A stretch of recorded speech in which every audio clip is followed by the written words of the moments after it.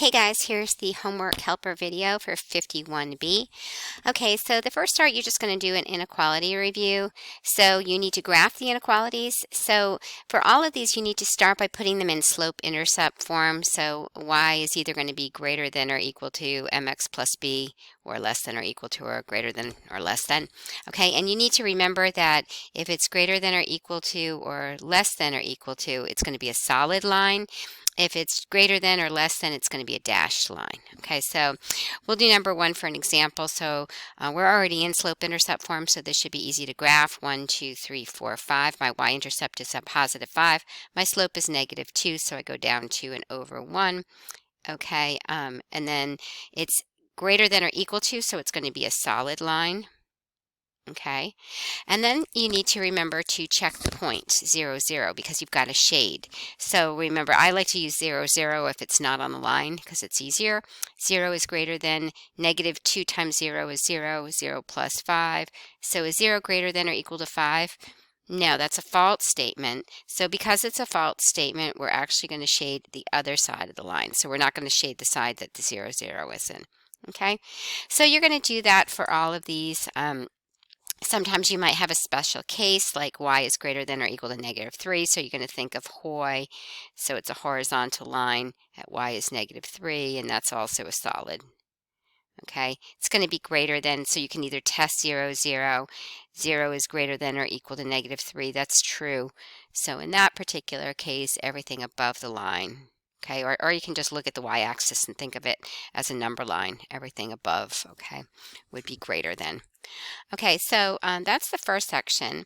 Then you get into, is the point a solution of the equation, yes or no? Show the work algebraically, why or why not. All you have to do is, if you look at it, this is your x and this is your y. All you need to do is plug it in. Okay, so your x is negative 3 minus 3 times negative 3. Is that greater than 6? Negative 3 plus, plus 9, silly me. Okay, negative 3 times negative 3 is 9. Is that greater than 6? We end up with 6 is greater than 6. Well, that's a false statement because 6 is not greater than 6. It's equal to 6, but this inequality is just greater than. So this would be a false or a no. Okay, and you're going to do that for 11, 12, and 13. You're going to just plug in the values of x and y. Okay, this one's a little bit more challenging. You have a fraction. Okay, so now we get into the review section. The x-intercept, remember with x-intercept, simply let your y be 0. Okay, so if your y is 0, you're going to plug in 4 times 0 equals 12, and then you're just going to solve for x. So that would be the x-intercept. All right, the slope is steeper, negative 3 or negative 5. If you're not sure, maybe you actually put it into Desmos, and let's graph a line with the slope of negative 3x, and let's graph a line with the slope of negative 5. Okay, x, and so that you can see which slope is actually steeper. So if you're not sure, look at Desmos. Okay, so this one you're finding the slope and y-intercept. That means you need to put it in the form of y is equal to mx plus b. It looks a little confusing because you're dividing by 7, but you can break apart each term and say 2/7 x minus 14/7. Okay, once you do that, it should be pretty obvious what the slope is and what the y-intercept is. So you're going to identify your slope, which be equal to, and your y-intercept. Okay, finding the slope between the points. We've done this since the beginning of the year, but remember your slope form is y2 minus y of 1 divided by your x2 minus x of 1.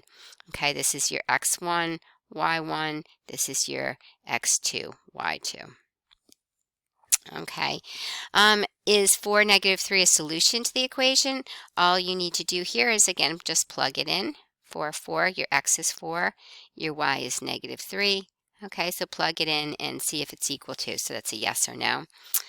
And state the slope and the y-intercept of the equation x is equal to 4. Well, that's going to make you think, well, this is a special case. So you know it's a vertical line. It has this tells you the slope. What does the U stand for? And it means the equation is x equals. So I would suggest, if you're not sure, try to graph it. Put it on Desmos and see. Does it cross the y? Does it have a y-intercept? Is it crossing that y-axis? Okay. All right, and that would be it. So that's your homework help for today. Hopefully I can end this.